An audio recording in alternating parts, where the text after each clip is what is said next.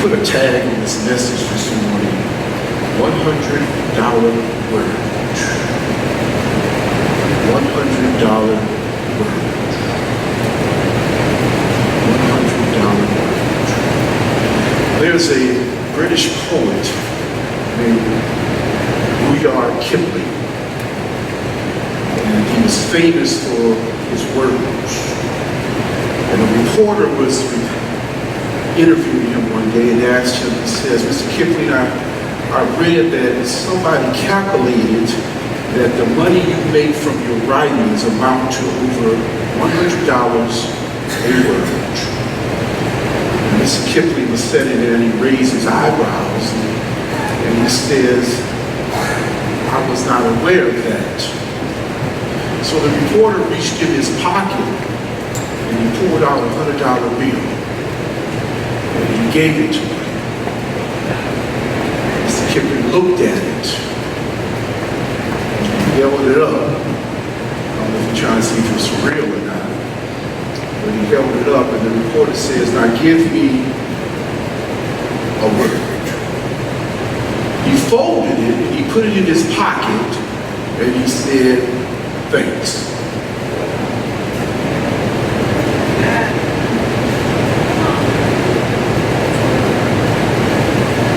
Thanks. One word. $100. One word. $100. The word thanks is certainly a word that is worth $100. It is a word that is seldomly heard, rarely spoken, and often forgotten. If any nation ought to be grateful, it ought to be America. Somebody say amen. If any people in the nation ought to be grateful and thankful, it ought to be a Christian. If any group of Christians ought to be thankful and grateful, it ought to be the ones that set this room this morning. Our gratitude is commanded. It is really sad that God has to command us to be grateful. I say amen. However, we are born ungrateful children. See, you don't have to teach a duck how to swim. As soon as he starts, he jumps right in the water and he's paddling over. But if you take a baby, a newborn baby, and throw him in some water, that baby will drown. Because swimming is not a part of the nature of a human infant. It seems that babies are born with the mindset of mine. Everybody has babies. Everything they touch is mine. Mine. Mine. Everything they touch. You see, we have to teach our children to be thankful. We must teach them to be grateful. Somebody say amen. I read a story about a little boy. His mother gave him a piece of pie. And she said, "Bobby," he said, "Thank you." And she said, "Bobby, I love you when you say thank you." And Bobby turned to her and he said, "Well, if you put some ice cream over the side of it, I'm going to say thank you again." An African proverb once said that when a hen raises eat her grain, she raises her head to the sky. She's saying, thank you. Gratitude is not a part of our nature. Sin is a part of our nature. You do not have to teach a child to do wrong. Amen? Because that's just a kid is a kid. You do have to teach them to be thankful. You have to teach them to be graceful. But here's another thing. A child is not born to be a racist. They are taught to be a racist. Amen? And see, here's what Paul said. See, but look, I won't stop with it before we get to Paul. See, kids see no color. You put an African kid and a white kid or an Asian kid in a room and see what they do. They're going to start playing together. You don't have to teach them how to play. You don't have to teach them how to get along. They might have a couple little smack, but I guarantee you before the day's over, they done made it up and went on about their business. But when they are taught in their home, I didn't get an amen. I didn't get an amen on that one. Let's go to Paul now. That's another message. Paul said in Romans, the first chapter, the 21st verse, he says, for although they knew God, they did not honor him as God or give thanks to him, but they became futile in their thinking, and their foolish hearts were darkened. You heard the story about Jesus on the way to Jerusalem, and he ran into these men that had the leprosy, and they begged Jesus to heal them, and Jesus healed them right on the spot. They went on about their business and they were rejoicing, but only one came back to say, thank you. Only one came back to say. Now listen to this. Listen well. Because, listen. Blessed is a nation whose God is Lord. We can turn that thing around. Cursed is a nation whose God is not Lord.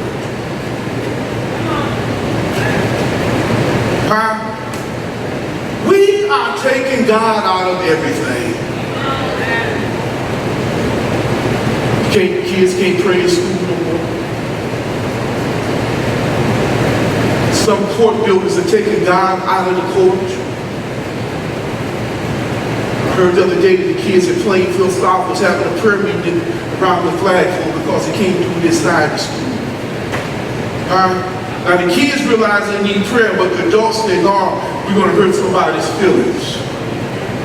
How can we hurt somebody's feelings when this man up here is everything belongs to him?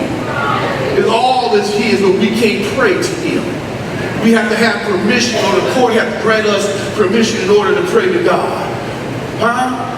That is a nation that is cursed. If you look at what's going on in our country today, you can say that that might be true. Amen? We ought to give thanks in everything. In everything, give thanks. And you see, that's a hard pill to swallow. That's a hard pill to swallow because after Katrina hit, some of my family and friends down in New Orleans, they encountered significant loss. Significant loss. And I went down to New Orleans after Katrina. But before I got there, I was watching the news and they showed a man running with a TV above his head. And the news said the looting had started. He stole that TV. And I actually got to sit on the porch and talk to that man. And you know what he says to me? That's the only thing I had in the world. I had just bought it and it belonged to me. And I was trying to save it, but I give God the glory that I'm alive. But how do you thank God in all things? All things. Mama had a heart attack. How do I thank God in that? I lost my job. How do I thank God in that? My son got shot last night. How do I thank God for that? I can't pay my electric bill. How do I thank God for that? The car broke down. How do I thank God for that? But see, you gotta go through something. You gotta be tested on all that testimony. And if you trust and believe in God, He's gonna get you through all those situations. Somebody say amen this morning. Because you got to go through something. That's a hard pill to swallow. That's a hard pill to swallow. But I give God the glory for all things. I read a story about in the Canadian Netherlands, there are just two seasons.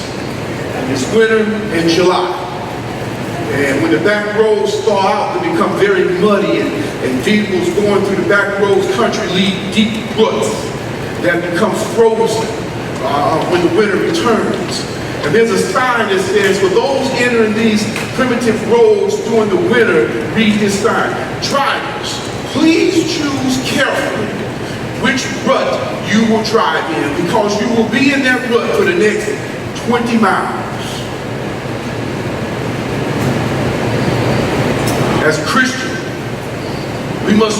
which rut we gonna live in. We can live in the rut of ungrateful, or we can live in the rut of grateful. We can choose to live without Jesus, or we can choose to live with Jesus. We can choose to live with sorrow, or we can choose to live with joy. We can choose to live with pain, or we can choose to live with a healing. What rut are you going to drive in? And we ought to be thankful for the blessings of life. If you turn your Bibles to the book of Proverbs in the 10th chapter, in the 22nd verse, it says, the blessing of the Lord makes one rich and adds no sorrow with it.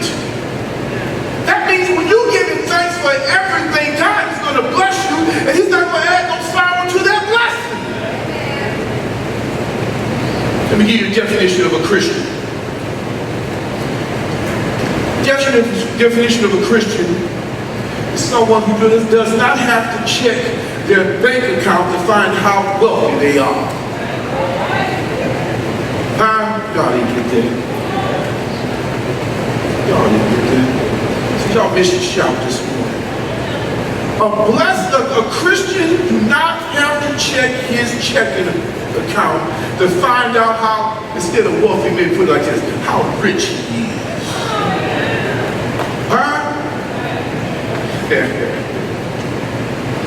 Let me ask you a question. Do you thank God for the blessing of life? Do you thank God for the blessing of life? Do you simply thank God for everything, every day of your life?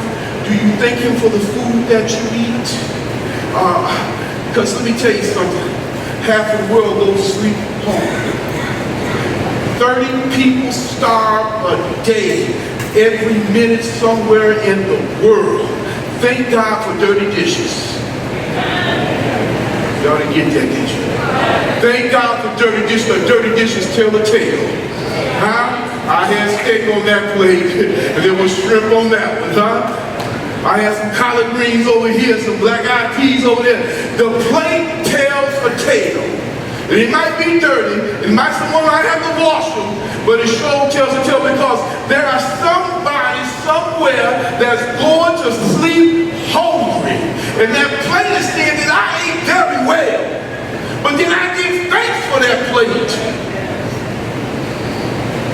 Did you thank God for the water you drink? Only 3% of the water in this world is worth drinking. And we are blessed to be part of that 3%.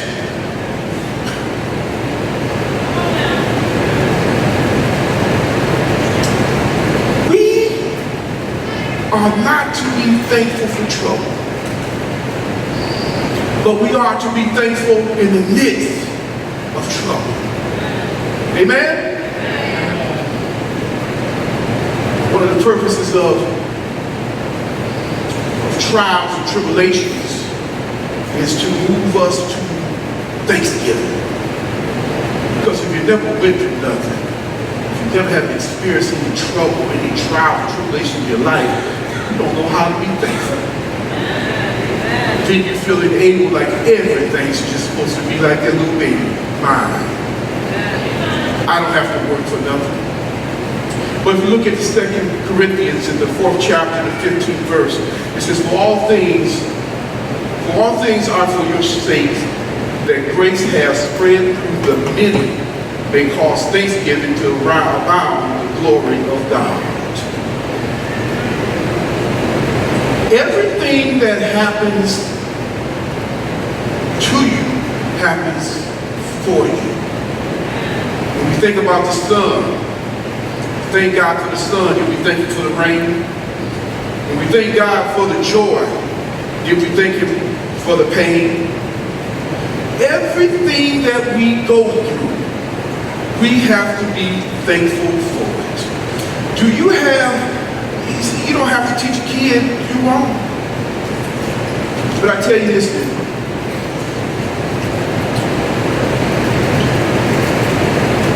When we thank him for the grain or our gains, do we thank him for our losses? When we thank him for our blessings, do we thank him for the crosses? Huh? We ought to be thankful for the benefits of life. If you look at the book of Psalms, in the 103rd book of Psalms, in the second verse, it says, "Bless the Lord, all my soul, and forget not all his benefits." Have you ever thanked God for the fact that you do not have to pay taxes on sunlight? Are you thankful for the fact that you do not have to pay taxes on the air that we breathe? There are times that I know when I even struggle. I even struggle knowing the will of God, not knowing what his will is for me. I struggle with that because I do not know the direction that God is taking me. But I know this is while I believe in him and trust in him that he's going to take me where he wants me to be. And I know that things are going to work out just the way he wanted to happen. And here's what I'm going to ask you.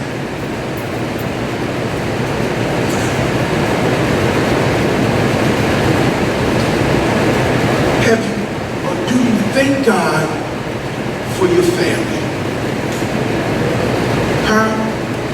We got some people, some of us got some really bad people in our family. We got some people who don't even want to be around. Do you thank God for them? I want you to listen to this. Look this down.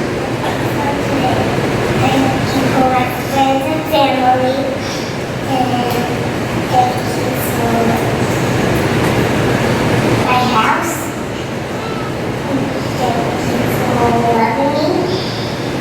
Thank you for forgiving me. And thank you for protecting me. And thank you for loving me. In Jesus' name, amen. Amen. Amen.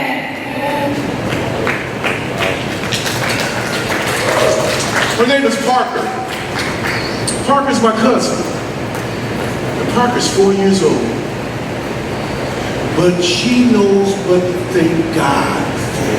She says, I thank God for protecting me. I thank God for loving me.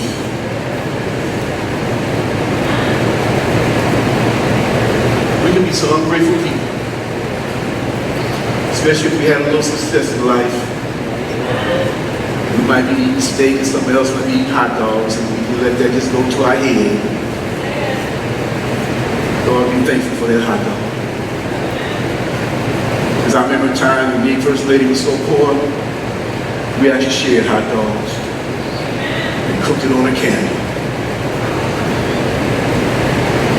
And we was thankful for it. But here's the thing about it, we struggle in that together. Realizing that we keep our faith and keep trusting God that he's going to see us through. Oh, has he seen us through. Following God's will is not easy. It's not easy. Because my will was not to end up in Plainfield, Romeoville, Illinois, a place I'd never heard about in my life. That wasn't my will. Me when they've been traveling all over the world, my will was, let's go to Europe, let's go do something, but not where. And when she mentioned it, I said, where is it at? Then when I looked it up, I said, Renee, they said a tornado went through there and tore everything up. Why are we going there? Why? Then when I got here, I said, Renee, what's a black man going to do here? This is not for me. But that was God's will. Not my will.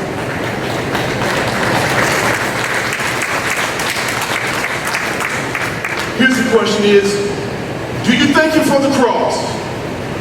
Yes. Do you thank him for the cross? $100 word. Thanks.